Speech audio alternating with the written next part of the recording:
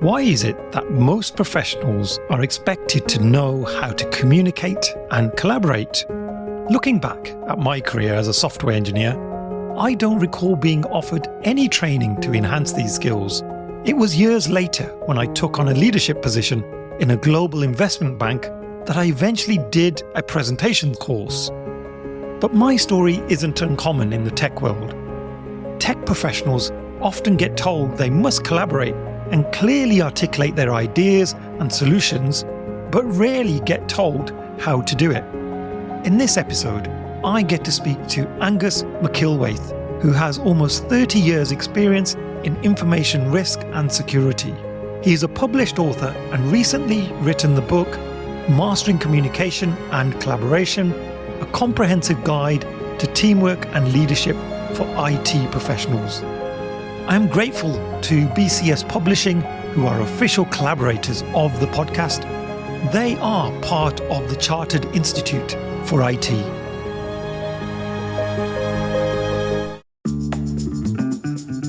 From the city of Peaky Blinders, Birmingham, England, I would like to introduce you to Paddy Danda. As the world becomes more automated and the robots take over, it's imperative that we build the right human skills for the future. So pull up a chair, grab a samosa or two, and make yourself very uncomfortable. So Angus, you've written this book all about mastering communication and collaboration. I'd like to know what inspired you to write that in the first place. Communication is so important. I've been accused by colleagues and fellow travellers of being a bit hard on what I call techies, in that I've put them in a corner saying you've got a techie person who nobody understands and doesn't talk about it properly, and techies despising the rest of the world because they don't understand IT. I'm trying not to be cruel there. If any specialist, a lawyer, somebody in marketing, a nuclear physicist, that sort of thing, often struggle to communicate the tenets of what they're trying to deal with to people who may be intelligent, articulate, understanding, but do not have the background. And that really fascinates me, is that how the heck can we explain stuff to people in a way they understand it? I can't remember who said it, but somebody said, if you can't explain the subject in hand to a 10-year-old, then it's very likely you don't understand it. And I thought, oh, that's powerful. And I know I'm rambling a bit here, but there was a study done about 100 years ago by the Carnegie Foundation into what makes an effective engineer. Because in those days it was engineers, it wasn't IT. And they discovered that around about 85% of the skills required to be effective were what are sometimes rather unpleasantly called soft skills. And 15% is your hard stuff. I'm trying very hard to change the use of those terms. It's not soft skills, it's persistent skills. And the other skills, the techie ones, are rather more dynamic and volatile. And they go out of date quickly and that sort of thing. So that is really what led me to try and do this. And I've tried to help folk understand and go forward with some ideas, anecdote, tips, a couple of jokes. BCS reviewers are quite harsh on some of the stuff I put in. I managed to get a couple through, but they took out some of my flippant comments. The idea being is to help people become more effective, essentially to explain stuff to people who need to know. I think communication for me is central to everything that I do. And that's not just verbal, but visual and video and lots of other formats as well. I remember when I started my career, I was a bit of a techie. Then I discovered I wasn't very good at techie stuff. And that's when I moved into a non-technical role and became a business analyst. And I found it quite surprising at the time that there was this role of business analyst. And people were telling me, oh, it's because you've got these business people that need stuff. And then you've got the techie people that can deliver it. But the two can't really understand each other. So we need you as a BA to go in and translate and do a whole lot of other stuff as well. But a lot of it was down to communication. So I really hear you when you say that being able to articulate what you mean and get people to understand it at such a level that everybody can understand it is such an art, I think. And having tackled that subject head on in your book is great to see. And Angus, why do we need to help people communicate? Like, did something go wrong in our childhood? Because surely we can all communicate. Oh, we all can in different ways. If we use the term jargon, it's an effective shorthand between professionals. There's IT jargon, there's legal jargon, and sometimes people forget that not everybody knows it. And it also gives me an opportunity to be slightly rude about the English education system, in that at the age of 16, when you've finished your O-level, you're suddenly thrust into art or science. And the two skill sets are slightly different. And this is a crude example, and it's obviously doesn't apply in every circumstance, but it's always struck me is that I went into the art side. I can knock out 850 words in 45 minutes and clear and articulate, got a beginning and an end, because I was trained on how to do a response for an A-level examination. I was really good at, and it's quite handy for a journalist as well. And I've done some journalism work. But others who perhaps haven't had that find it quite hard to be articulate. So I think that part of it is almost a cultural thing, the difference between the scientist and the artist. And the other side of it is that I think people fall into bubble. In that, if you're in a heavy-duty IT bubble, particularly in my background's in information security, I've sat in the same room as cryptographers and then key management specialists, and my mind is just blown. And I have a background subject here. And people get very comfortable amongst their own kind and forget that sometimes there are folk who maybe need things explained. There's almost a snobbery. And I remember when I first started in IT, you'd almost hear, particularly the network guys, almost technical fencing, like, oh, I know about this issue, oh, I know about this. And it got more and more in depth, and it felt almost macho. It's all a bit blokey. And I just thought, this is mad, because I don't understand it. And I think people get afraid to ask, what does that acronym mean? I use the phrase in a meeting, excuse me, love me, I'm thick, but what does that mean? And a lot of the time, people go, oh, you don't know that? No, I don't. And as a consultant, one of the lessons I learned early on is there's no such thing as a stupid question. And so I asked the child that question. So there's a whole range of factors that come into it: culture, background, machismo, to some extent, perhaps, all sorts of bits like that. And we need sometimes to get empathetic and look and see who's listening to us, what do they need from me, and how can I possibly present this in a way that gives them what they need without either patronizing them or boring the pants off the guys who know what's going on in the background as well. So it's almost getting the ability to read the room and to understand and be empathetic with people you're speaking to. I used the word bloke earlier on. I could be a bit blokey sometimes, but in writing the book, there were certain subjects which are in the syllabus which didn't come from me. They came from other people. And they talked about such things as empathy. They talk about emotional intelligence and other things which don't naturally fall into my mindset, to obviously being a bit blokey. And then it suddenly made me realize that it's so important to you're just speaking to people who need something. And if you don't understand that, you're going to miss the mark and you're going to be less effective.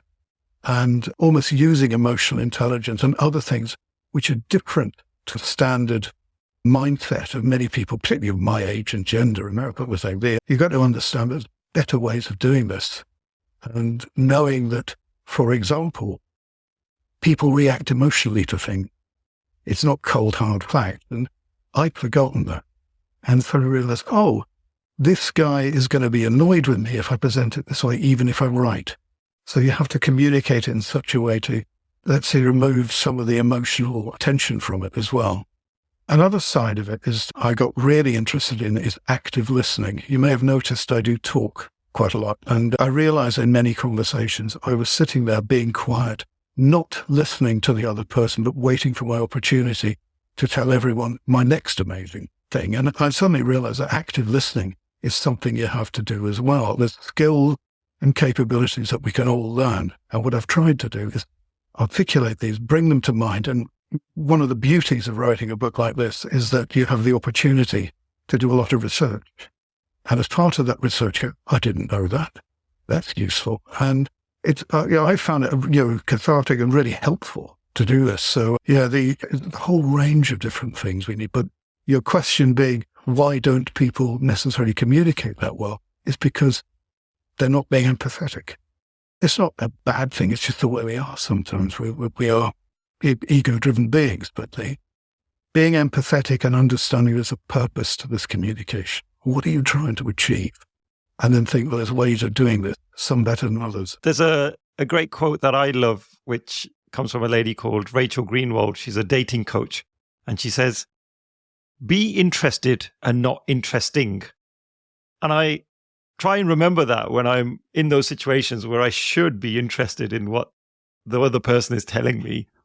And that really talks to that point that you mentioned, because we do often think, oh, I've got a great thing to say to add to that. But then we almost then overtake the conversation sometimes, and that can make the other person feel a little bit small because we almost dismissed everything that they said and then we've thrown all our stuff. And so I guess you mentioned you've had to do a lot of research for the book. I'd love to hear like some of your findings. What were some of the more interesting aspects of that research that you came across? Well, certainly the understanding of intelligence. And there was something in the syllabus about emotional intelligence. And so you start looking at that and the background and the research that's gone into it, diving into all sorts of weird areas of psychology. And one of the things that really came out was the identification of different forms of intelligence, some of which we talk about emotional, some might be mathematic, even down to almost physical intelligence, right? Somebody who has the great sporting capability, can be regarded as a hand-eye communication, that sort of thing. And it really struck me as that when you're judging people, it's really easy to do it because we all got our sets of terms of reference and the way we look at the world. It made me realize that everybody's got something to offer, really has got something to offer. And there's often different ways of displaying it, but you can obtain insight from all sorts of things. That really struck me hard. I used to be head up the security consulting area within the NatWest group many years ago, working for a guy called Bob, who was a former group captain in the Air Force. And he taught me a couple of things. He taught me about what he called political antennae. Like, it's almost like being able to read the room and understand when somebody's getting angry with you, because what you do. But the other side of it was any communication you have has value. You get some kind of intel back from it. And I went, wow, that's interesting now. I never thought of it that way. And you apply that more broadly. And it really struck me is that you can be more effective by being aware of the intelligence types around you, the way people communicate, and also you can uncover through inference what they really want. And that comes there. And it struck me, I'm still not the best listener. Ask my wife, she'll tell you that all the time. But I try very hard to pick up on bits and pieces. And that was really fascinating me. Something which is probably as far removed from IT as you could possibly get. But it made me realize that the ability to listen and understand and empathize is utterly core to this. Yeah, I totally get you on that one as well, Angus. I find myself constantly drifting off, especially when the wife's talking to me and she absolutely gives me a hard time for this. And I know I'm in the wrong. So I do now try to be much more present if I can, but it doesn't help when you've got gadgets in front of you, you've got your phone, you've got things going on around you, and we're easily distracted. In terms of the book, what are some of the practical things that people could do if they're looking to improve their communication and collaboration back at the office? Could you share some of those insights? Well, there are some specific tools and techniques which are set out. One of them called the Kahari window model, which I'd never heard of before until I saw it in the syllabus, and it gives you a chance to research it and look at it. And this is a means whereby the window being a classic kind of 4x4 pane window. And it's a way of understanding yourself and being self-aware and obtaining opinion and thoughts from other people as well. So there's what you think about yourself, what you don't know about yourself. And the technique is, it's very intuitive when you look at it, but it's suddenly, these are things you can apply in a team situation so that you can, A, be self-aware of the way you're perceived, but also understand what other people want. And it's a very pragmatic and practical thing. And a lot of the book looks at providing examples of past things. There's even in classical Greek and Roman civilizations, there's lessons to be learned from that as well. But so much of it is, I also mentioned Machiavelli, who's a wonderful, his book, The Prince. It's astounding lessons to be learned from there. But bringing things forward, there's a couple of techniques which I have seen, and one is storytelling, the ability to tell a story. And there's been work done by people who've analyzed Hollywood scripts and looked at them and said, this is the way a story works. It is universal. It is across all peoples from all backgrounds. It's actually hardwired into us. And if you can put something together that is a story, as opposed to something that is a slide deck, and actually work a narrative, it's so much more powerful because people know it, they understand it, they get the rhythm, the cadence of what you're trying to do. And then at the end, you have a lesson from it. This is why plays and tales are used for morality plays and for children, sort of thing, because stories work. And so if there's something practical from there, it's understanding how to develop a story, because that's the way people can truly understand things in a way that is obviously innate to people. So there's also a section I use on how not to use PowerPoint, just to give the other side of when I've sat in too many meetings when you've got a ridiculously small resolution. You can't read it, and it basically is a financial statement. You go, why are you doing this? Go, give me big bullets so I can understand it, and give me a paper or something like that as background rather than doing this. I've tried to do pragmatic things, and well, not just me wittering on. I love that aspect of storytelling because I'm actually working on a talk right now for a webinar that we're presenting. And we initially looked at a structure which looked very formal. It was a very intro, middle, end, all of that kind of stuff, but with lots of information in there. And then I was trying to recall a talk that I remembered from about 4 years ago. It's probably one of the only talks I really remember vividly. And it was a couple of guys that presented it, but in the form of a story. And it was actually all based on a bunch of animals who had some dilemmas in their daily lives. And they were like lessons learned along the journey, but they were related to the business world. And it had such a profound impact because I remember it so vividly, and those points really landed for me. So now we're designing this webinar in a similar format, and it's going to be about the 3 bears in the jungle, and they're going to have a few dilemmas along the way. And it's about product management. So don't ask how we're relating all that together, but it goes back to your point. I'm trying to create something that's memorable, but also gets the point across, and like say to a 10-year-old, because I'm sure most 10-year-olds have heard of that story. Absolutely. It's many of these things are quite intuitive to some of the best presenters I've seen have basically stood up and just told tales. And it's quite wonderful to hear. A lot of this goes back. I used to attend a conference, CompSec, which used to be in the Queen Elizabeth Centre in Westminster opposite the Houses of Parliament. And it was CompSec, computer security. And I was very keen and young in those days. And I sat down there listening intently. And I used to berate myself because I'd drift off. Because I was doing, you got an hour's presentation. Then I realized after a while, it wasn't my fault. It was the presenter's fault for this dry, turgid nonsense they're putting in front of me. And I thought, what a waste of everyone's time. I thought, if you're going to do something, at least make it memorable. Get your points across, structure it in a way that is useful. And that's always been a powerful driver to me, because the last thing I want to do is present something that people nod off to. It's so important to understand that at a certain point, if people are drifting, it's your fault. As the presenter, it's your fault. So yeah, you must let me know about this story. I'm quite fascinated now. The product management via bears. It sounds quite good. Oh, I will, for sure. If it all goes well, I will definitely share it with you. And if it doesn't, then we'll never speak of it again. But I'm hoping it'll go well.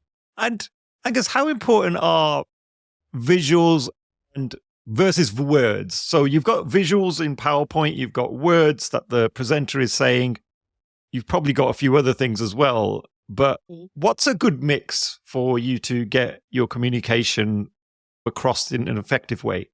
It obviously depends on the medium and the context you're working in, but I have spent some time recently trying to do PowerPoint presentations which are pictures only, and actually let the spoken word carry the narrative.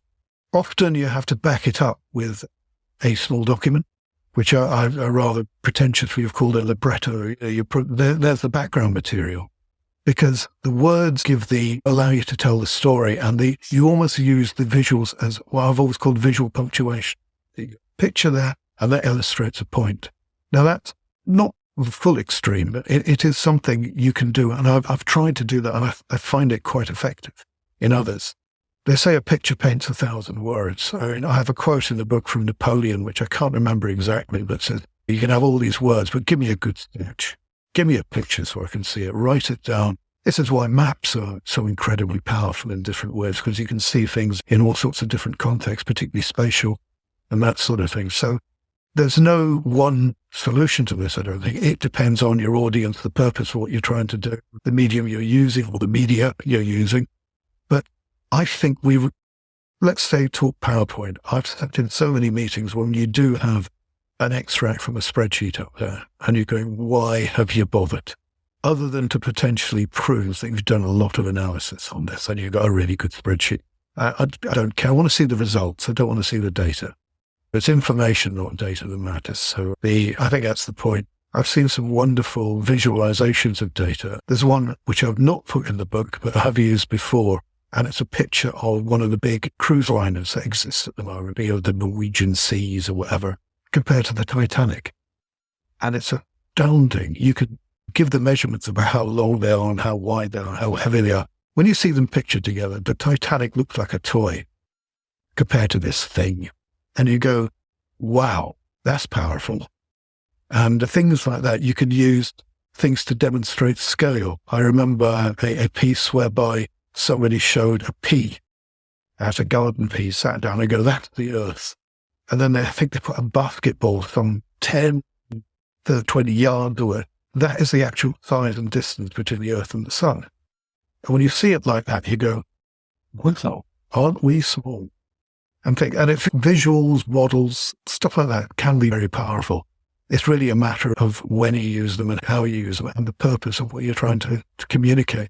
So again, from the book, there was a demonstration of a fellow called Jon Snow, not the one from Game of Thrones, but this is a Dr. Jon Snow, who used a map of cases of cholera in London back in the 1800s. And he put a dot where each cholera death had been, and it became really obvious there was a concentration, and it was around in Broad Street in Soho, and it demonstrated that people were getting ill because of this pump, this well. And that's why all the cholera was coming from the water supply. And it was he who managed to get that pump shut down. Had he not had the graphic, it would have been a lot more difficult, but it's very compelling when you see it. So that's one of the earlier examples I've got. But pictures work, but you do have to get it in the right context. And also, although I've mentioned that you don't want to put up the data, you've got to have the proof in the background as well. You've got to manage by fact. I love what you said there. I might steal it from you, Angus. The concept that you used for describing the visuals, which was visual punctuation for your presentation. I love that. And I do agree. I see people get mixed up between a presentation and a handout. We assume the presentation has to include everything you're going to say, when actually you can provide supplementary handouts and information which can have the detail, and then use the presentation as a vehicle for communicating the concepts. And I think that's the trick, isn't it? A lot of people, they fall into the trap of merging the two, and then it comes out like kind of spaghetti and doesn't quite fulfill any purpose because it doesn't have enough detail, but yet it doesn't have enough of an engaging aspect either. I do talk about different level of communication. You can have a higher level communication to a very time-poor senior executive. You don't want to go down into the data. You want to say, these are the main points here, and here's my little booklet with all the numbers and figures in it. Read that at your leisure or give it to your analyst or whatever to use there. And it's spotting how to communicate and when is so important. The idea of use slide deck and then your backup, your libretto on the side, I've always found very useful. Although I have at times when, I mentioned in the book, I put together a libretto, put that into the speaker notes of a PowerPoint presentation, and put up pictures to support the rest. The critique I had coming back from sort of, there's no words on the slides. I went, well spotted, that's deliberate. And they started wordsmithing and critiquing the speaker notes. And they're just a speaker. And you go, you don't get this, do you? This is a presentation. It's not a report. And at some point, they don't get it. And what I hope to do is try and get folk to understand how to do it better. Nobody's perfect, but certainly the ability to spot the right level, communicate at the right level, in the right way, in the right medium, short enough and long enough as necessary. we live in this world of TikTok and our attention spans are shrinking. And I could talk to you all day about attention spans. I've been really fascinated by that particular topic. There's a great book called Attention Span by Gloria Mark, and she's been studying attention spans for about the last 20 years. What's really interesting is her most recent research stated that the average attention span of a human being is around 47 seconds. And that's before we switch windows or move on to a different app on our screens. That's quite worrying. And that kind of mirrors our social media browsing as well, with all these shorts and these bite-sized videos. So God knows what's going on in our heads when we're sat through a 1-hour presentation of about 100 slides. It must just absolutely annihilate our brains and our attention span. The more we can help people really digest the message. Is there also an argument around the volume of information and content? Like, well, what's your advice on that? Because it feels like we overload presentations sometimes with information. I'd agree with it. If you overload a screen, it becomes visually hard to understand. In the same way, if you give somebody a 100-page report and they've got a day to review it, it's not enough. You've got to give the summaries. I've heard a lot of people who are deeply expert in all sorts of different fields going, oh, God, I've got to give this to the senior exec and they want a summary. God, they don't understand a thing, do they? That kind of snobbery like that. Not empathizing with the fact that you're dealing with busy people who just say, give me the facts, give me the bullet points, and in priority order, please, so I can understand what it is you want. And so the overload, you can do that so easily in PowerPoint. You can overload by just having almost stream of consciousness, verbal communication without pause. Pausing briefly, I do witter on sometimes, I know, but you can give too much and it gets lost. And it's a waste of everybody's time. You can spend so much time gathering masses of deeply relevant data, but without providing context and making it into information. I use an analogy in the book about a series of things, flour, eggs, sugar, etc. That's data. You bake it together, it's a cake. I like cakes. I don't care about the rest of the ingredients. So you need to understand who needs cake. And in a business world, how fun can you be with your communication? Because I'm thinking about some of the big corporates that I've worked at before. You mentioned GCHQ, and I have no idea what the culture is like there. But if I wanted to add some humor, some of my personality into a presentation, is that a good thing or a bad thing? What would you suggest we do? If you don't know the organization, it's very hard to guess. And if I've done it before, you can have a couple of light touch, bits of humor in that. And if you don't get a reaction, go, right, I'll stop that now.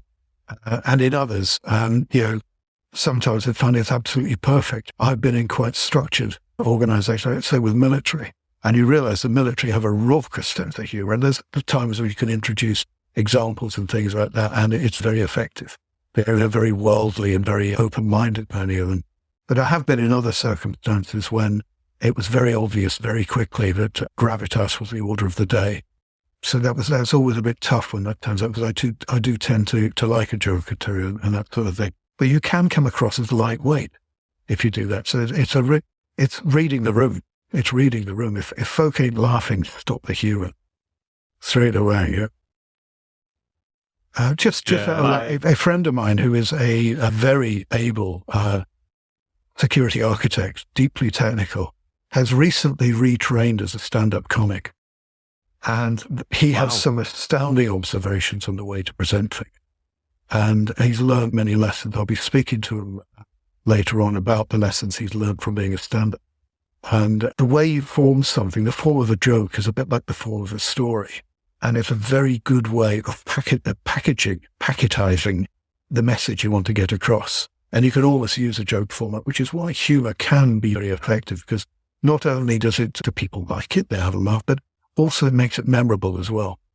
So I'm not really answered your question. It's just basically read the room and know when people don't like what you're doing. It's a tough thing to work out every time. I think you hit the nail on the head. You've got to read the room and you've got to adapt to the audience. At the end of the day, what's more important is that the audience get what they need rather than us walking away and feeling great about what we've done. Yeah, aren't we funny? Yeah, but the whole piece about reading the room and knowing when it is appropriate. And so I've got it wrong so many times. And as I say, experience is basically the culmination of all your mistakes. And I've made loads of mistakes. So it really is a matter of working out when it's right. Certainly, it is something you have to ration until you actually find out how best it works. It's like anything. Some people almost like a dry delivery, like chunk. And if that's what they want, give them that. Because you're not doing it for you, you're doing it for them. So you've put a lot of hard work into the book. Many hours of, I'm sure, research and getting your thoughts down on paper. If somebody picks up the book, reads it, what will you hope that they walk away with? What are like the 2 or 3 big things that would make you happy? Well, as it is based on a syllabus, I hope that some readers might be able to use it for them to actually help pass the BCS exam on an IT. It's the root of it. It's not a textbook. It is designed to talk about aspects of the syllabus. The other thing I hope people might do is read around a bit and realize and spot when there are examples of what I'm talking about in other areas, because seeing it like that allows you to use the skills you can possibly get for reading and churning and learning and understanding and studying in different circumstances. They'll say the ability to read the room does not just apply to me sitting in some security working group waiting for that. It applies everywhere. It can apply at dinner parties at certain times when maybe I should be quiet about a particular subject and that. So I would hope people could understand to use these skills in a broader context as well. It's aimed primarily, obviously, at professional people who are specialists who need to communicate things. So anybody who can take the lessons on board, recognize suddenly when, I need to do something about this, and maybe apply this technique, or at the very least, listen for a while. Listening is the thing that keeps coming time and time again. Then that would make me happy. I'm not there to cheer people up or tell them stories. There are some stories in there, but the main thing is to help people be more effective professionally and personally. That sounds a bit pretentious and grandiose, but no, it's based around the syllabus of the course, but I want it to be broader so that, let's say, an IT professional can understand how to be better at getting their ideas across and persuading people to do what they want. Soft skills are hard, as some people say. So this stuff isn't easy. It's not like picking up a manual and just following the script and then hoping that things are going to change. Well, certainly the soft or persistent skill, some people are better at it than others. There's no doubt. In the same way, some people are incredibly capable mathematically. I'm not. I struggled in maths at school. I got competent, but I was never that good. But the fact is you can learn things, particularly on the persistent skill. If you're being asked to do a presentation and you are an introvert and you're almost a bit shy or something like that, there are things you can do to make yourself more effective. And that sort of thing is they say the soft skills are hard. But the fact is, if we can get people to realize you can learn these things, you can learn to present, you can learn to communicate, you can learn to write. I mean, there's certain things you can do. I've done work before on the writing for the web and understanding the use of précis and the use of different things like that. You can learn that. It doesn't make you a novelist. It doesn't make you the most artistic and stylistic writer, but it can make you more effective. So it doesn't matter if you're not naturally inclined to it. You can learn how to be better at it. So as we wrap up this episode, Angus, I'm going to ask you one of my favorite questions I love to pose to my guests. If I could give you any superpower to abolish something in the world of work, what would that be for you? I've used the word earlier, abolish machismo in terms of the way we operate, because I can see no circumstance when it's ever been useful in that bullying and forcefulness and nothing wrong with assertiveness, but the kind of aggression you often see in many business transactions is something that is, I wish we could get rid of it and get more collaborative and understand that everybody's got a different point of view. I can be as aggressive as anyone else, but I know it doesn't work. And shouting people down in meetings, basically not listening to someone poo-pooing others, all that sort of thing, just makes you less effective and always makes the toxicity of the transaction, the meeting, the room, the team, or whatever, it's negative. And if there's anything I would like to do is to reduce that. It's not just me chasing the feminist vote here. The fact is, it's just not that effective. So the only word I've got for it is machismo. There's probably a better one somewhere. And if I think of it, I'll send you it in an email. That's a great one. And I can totally relate to that. I've been in some pretty hot meetings where tempers have gone a bit over the top, and I don't think that helps anybody. So yeah, let's do that. Let's wipe out this kind of anger that people have and that bullying culture for sure.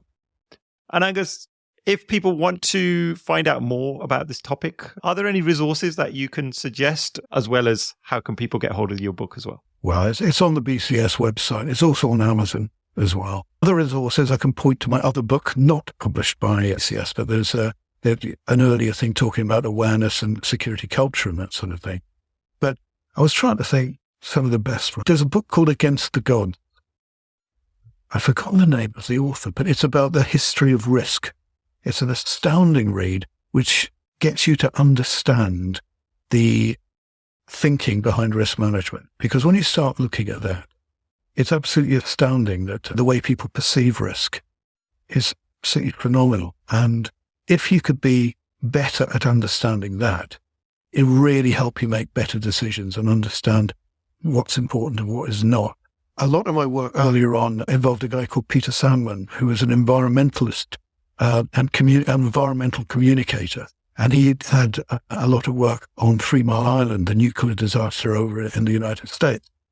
And he said that in the room during the event, he listened to the transcripts and he could understand the technical people dealing in a highly technical area rather better than what they did in the press conferences afterwards, where they were stilted, dipped into jargon and used that kind of convoluted, strangled English a lot of people use when under pressure.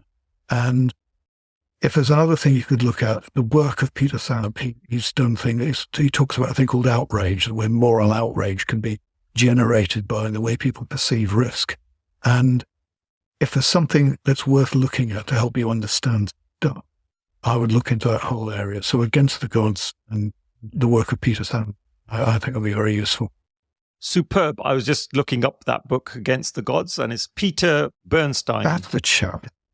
It was Bernstein. I knew it was a Stein. I couldn't remember the beginning. But Peter Sandman, he's got his quite something what he does. And just by example, people can be very afraid of nuclear waste after an event and say, oh, we don't want that on our site. But they live in an area of high volumes of granite and they have ground radiation through radon, which is 3 or 4 times stronger in the environment than exists from the other. But everybody's afraid of the lower level stuff because it's artificial and it's bad and not natural. And it's always interesting to see the way people perceive risk and what's truly dangerous. What's the most dangerous thing you can do in the UK as a young man? I was going to say drink, but I'm sure that's not the right one. Drive a car. That's right. Drive a car. That's what kills young people, car bikes. And so you see people, oh, I'm going to drive across town. I'm worried about being attacked. You're much more likely to die in your car. In the same way, the most dangerous animal in Africa is the hippopotamus. Because they attack people. That's the one to worry about. Don't get in the river with hippos. Bad idea. Yeah, absolutely right. But I feel like I've learned a lot and really enjoyed this conversation because this is a topic close to my heart and really great insights that you've shared with us today. So thank you so much. So well, thank you for asking me. It's really good to meet you, Paddy. Hopefully if people are listening and they want to take it further, have a look at the book. It's not that big and it's got jokes in it. Well, at least a couple have managed to get through the reviewers anyway. It's the end of another episode. Thank you so much for listening. Please do connect with me via LinkedIn and drop me a message and let me know your favorite takeaways from the episode. Also, don't forget to subscribe to the Superpower School newsletter so that you can be notified of all future episodes. Simply visit the website www.superpowers.school. Thank you once again.